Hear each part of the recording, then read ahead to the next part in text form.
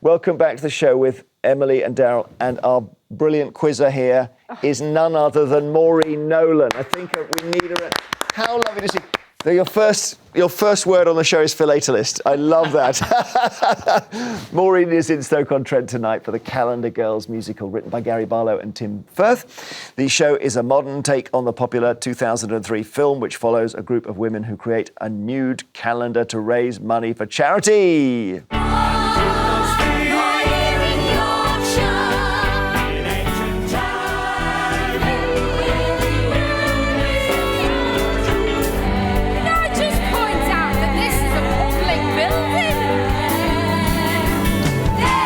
That man-eating sofa in the relatives' room. We're going to buy the hospital a new one. How are we going to raise the money? By doing a nude calendar. Oh, gosh, that was like a boom, boom, boom moment. Yeah. Well, is it fun? It's some of the best fun I've ever had, actually.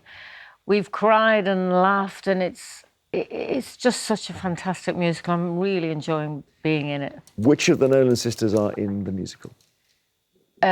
Just me. Just yourself? Yes. Bernie did the play. Yes, I know. Years and years ago. I know.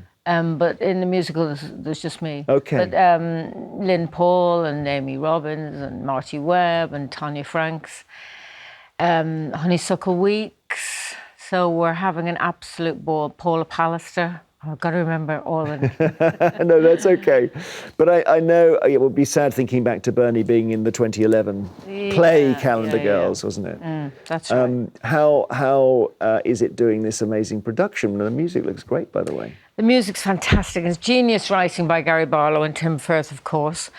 And I can't tell you how uplifting. It's sad, of course, because it's about cancer and about death primarily, but how people move on from that and how they cope with it. And it's an inspirational sort of fabulous story anyway, isn't it? You know, they eventually raised 5 million, I think, and they're still raising money with that calendar. I mean, I follow your story. I mean, all of us born in the 60s and 70s who remember that classic, all those songs, we followed the story of the sisters, and I know how cancer has affected you all. It's been so tough. Needs to move on now. Yes. Yeah, it has. And Linda is still battling. But again, she's an inspiration. You know, she gets hundreds of letters from people saying, "Can you help me? I've been diagnosed. How have you coped?" And she will always talk to anybody, and if she can help, and she gets out of bed in the morning. That's the main thing. Yeah. And gets on with life. And there's Linda as well, whose cancer's incurable. Yeah. I know. But Anne's got through it.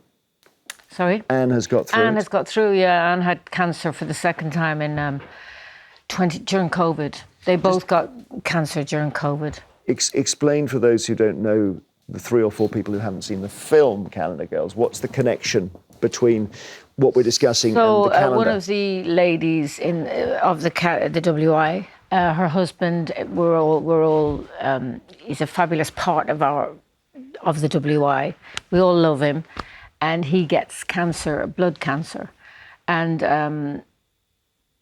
died without giving it away. I'm sure most people have seen the film or the play. He actually died, so that's what they raise money for. And primarily to raise money, to buy a settee for the relatives' room at the hospital, because it's. Yeah. But then eventually for cancer, and they raised millions.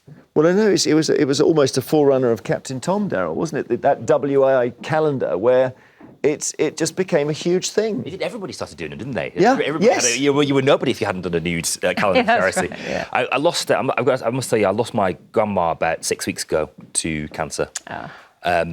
It's been, thank you, it's been tough, obviously, but it was remarkable. It was a tough sort of a year, 18 months or so. It was remarkable watching the system kick in when she had that diagnosis. Not perfect, not by any stretch of the imagination, but something happened. You know, we suddenly got this incredible care, the compassion of the people that we saw over the course of the last 18 months. And I think what Calendar Girls represents is something that I think is important to remember. And it was the case in my grandma's case, and it will be the case in your family. is that people are more than cancer when they have it. People are not defined by having cancer. They are more than cancer. And I think the story of Calendar Girls really brings that to life. The absolute determination of these people to do something good out of Amazing. the horror. Do you have to strip off for the musical? Yes, unfortunately, Jeremy, we do.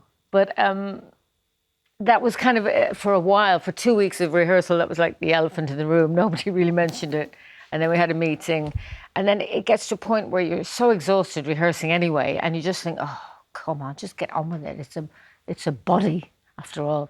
We've all got them. And also, one of the things I realised during rehearsal was women are all the same. We all have the same, insecurities, body-wise and stuff. And it was quite empowering from that respect. And very, it created a camaraderie between all the women, which has stayed through the whole 10 weeks that we've been touring.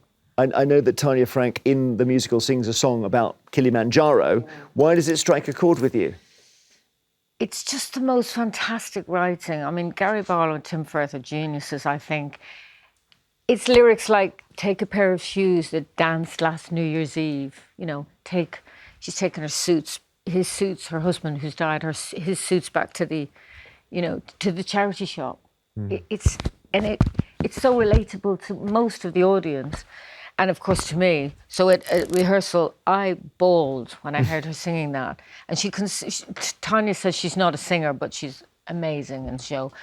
And then at the end of the song is all about, do you know what? I think I can do this. I can move on for his sake. Yeah. So it's empowering and uplifting at the same time. Oh, beautiful. So it started in August and you finish in Hull on the 2nd of December. Yes, and then we tour again January to May. I've got to see it. I've got to see it. It sounds It's so brilliant. good. Please do. It really, I love the trailer we played as well. It's really good, yeah. If you can, stay with us. We're going to talk about a few more stories in the papers.